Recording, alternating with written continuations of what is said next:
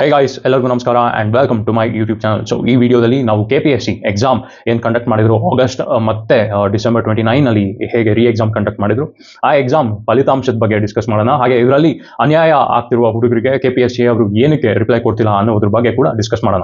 ನಿಮ್ಮೆಲ್ಲರಿಗೂ ಗೊತ್ತಿರೋ ಹಾಗೆ ಒಂದು 2-3 ದಿನದಿಂದ ಒಂದು ಸುದ್ದಿ ಹಾಡ್ತಾ ಇದೆ. KPSC ಅವರು ಇನ್ನೇನು 2-3 ದಿನದಲ್ಲಿ ರಿಸಲ್ಟ್ಸ್ ಬಿಡ್ತಾರೆ ಅಂತ ಎಲ್ಲ ಕಡೆ ಒಂದು ಸುದ್ದಿ ಬರ್ತಾ ಇದೆ.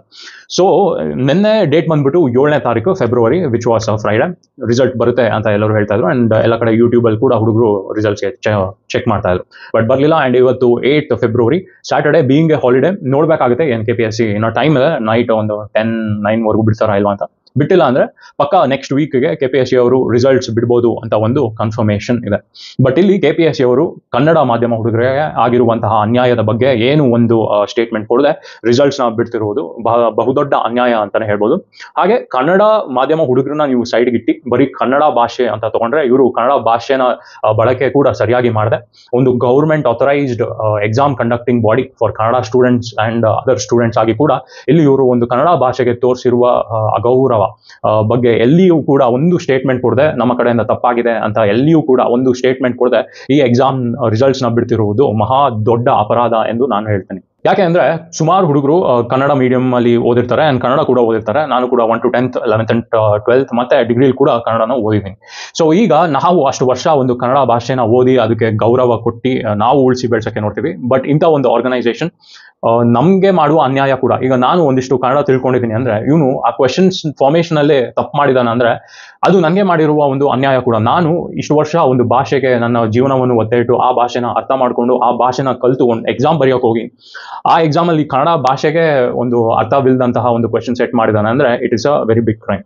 ಆ್ಯಂಡ್ ಇದು ಬಿಗ್ ಕ್ರೈಮ್ ಅಂತ ಯಾಕೆ ಹೇಳ್ತೀನಿ ಅಂದರೆ, ಈಗ KPSC ಅವರು ಇಂಗ್ಲೀಷಲ್ಲೇ ಮಾಡಲಿ ಕನ್ನಡದಲ್ಲೇ ಮಾಡಲಿ ಪರವಾಗಿಲ್ಲ, ಬಟ್ ಅವರು ಮುಂಚೆನೇ ಹೇಳಬೇಕು, ನಾವು ಇದರ ಕ್ವಶನ್ಸ್ನ ಕನ್ನಡದಲ್ಲಿ ಪ್ರಿಂಟ್ ಮಾಡ್ತೀವಿ, ನಿಮ್ಗೆ ಅಲ್ಲಿ ಏನಾದ್ರು ಅನ್ಯಾಯ ಆದರೆ ಇಂಗ್ಲೀಷಲ್ಲಿ ಓದ್ಕೊಳ್ಳಿ ಅಂತ ಇವರು ಮುಂಚೆನೇ ಒಂದು ಆರ್ಡರ್ನ ಹೊರಡಿಸ್ಬೇಕು. ನೀವು ಎಕ್ಸಾಮ್ ಹಾಲಲ್ಲಿ ಹೋಗಿ ಕೂತಿ ಅಲ್ಲಿ ಕನ್ನಡದಲ್ಲಿ ಕ್ವಶನ್ ಸರಿ ಇಲ್ಲ, ನೀವು ಕ್ವಶನ್ ಸರಿ ಇಲ್ದಿದ್ರೆ ಇಂಗ್ಲೀಷಲ್ಲಿ ರೆಫರ್ ಮಾಡಿ ಅಂತ ಹೇಳ್ತಾರಲ್ಲ, ಅದು ಯಾವ ನ್ಯಾಯ? ಆ್ಯಂಡ್ KPSC ಏನೇ ಮಾಡಿದ್ರು ಅದಕ್ಕೆ ಒಂದು ಆರ್ಡರು, ಒಂದು ಪ್ರೊಸೀಜರ್ನ ಫಾಲೋ ಮಾಡಬೇಕು.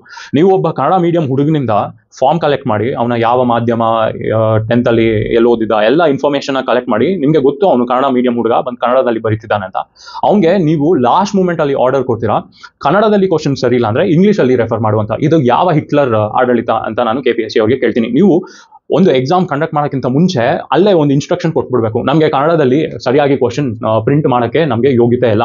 ದಯವಿಟ್ಟು ಯಾರ್ಯಾರು ಇನ್ಮೇಲೆ KS ಎಕ್ಸಾಮ್ಸ್ನ ತೊಗೊತೀರಾ, FDA, SDA, KS, PDO ಇನ್ನು ಯಾವುದಾದ್ರೂ ಎಕ್ಸಾಮ್ ಆಗಿರ್ಬೋದು, ನಿಮಗೆ ಕನ್ನಡದಲ್ಲಿ ನಮಗೆ ಪ್ರಿಂಟ್ ಮಾಡೋಕ್ಕಾಗಲ್ಲ, ಸೊ ನೀವು ಇಂಗ್ಲೀಷಲ್ಲೇ ಎಲ್ಲಂದು ಓದ್ಕೊ ಬನ್ನಿ, ನಾವು ಇಂಗ್ಲೀಷಲ್ಲೇ ಕಂಡಕ್ಟ್ ಮಾಡ್ತೀವಿ ಅಂತ ನೀವು ಒಂದು ಸ್ಟೇಟ್ಮೆಂಟ್ ಕೊಡಬೇಕು.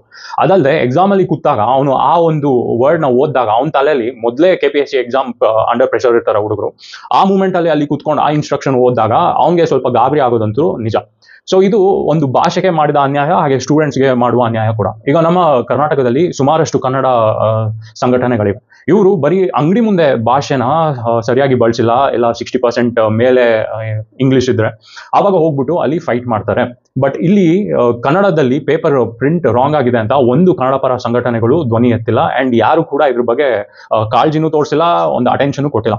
ಇಷ್ಟೊಂದು ಕರ್ನಾಟಕ ಸಂಘಟನೆಗಳಿವೆ: ಕರ್ನಾಟಕ ರಕ್ಷಣಾ ವೇದಿಕೆ, ಕನ್ನಡ ಚಳುವಳಿ, ವಾಟಾಳ್ ಪಕ್ಷ, ಜಯ ಕರ್ನಾಟಕ, ಕರುನಾಡು ಕನ್ನಡ ವೇದಿಕೆ, ಕದಂಬ ಸೇನೆ, ಕರ್ನಾಟಕ ಸರ್ವೋದಯ ಪಾರ್ಟಿ, ಕರ್ನಾಟಕ ಜಾನಪದ ಪರಿಷತ್, ಕರ್ನಾಟಕ ಸಾಹಿತ್ಯ ಪರಿಷತ್, ಕುವೆಂಪು ಭಾಷಾ ಭಾರತಿ ಪ್ರಾಧಿಕಾರ, department of Kannada and culture, ಅಖಿಲ ಭಾರತ ಕನ್ನಡ ಸಾಹಿತ್ಯ ಸಮ್ಮೇಳನ, ಕನ್ನಡ ಕೂಟ. ನೀವೆಲ್ಲ ಕನ್ನಡ ಉಳಿಸಿ ಬೆಳೆಸೋಕ್ಕೆ ನೋಡ್ತೀರಾ, ಬಟ್ ನಿಮ್ಮದೇ ಒಂದು ಆರ್ಗನೈಸೇಷನ್ KPSC ಇದು 2 ಪೇಪರಲ್ಲೂ ಕೂಡ ಕನ್ನಡ ಹುಡುಗರಿಗೆ ಮತ್ತೆ ಕನ್ನಡ ಒಂದು ಭಾಷೆಗೆ ಇಟ್ ಇಸ್ ಶೋಯಿಂಗ್ ಡಿಸ್ರೆಸ್ಪೆಕ್ಟ್, ಅಗೌರವ ತೋರಿಸ್ತಾನೆ ಬರ್ತಿದ್ದಾರೆ.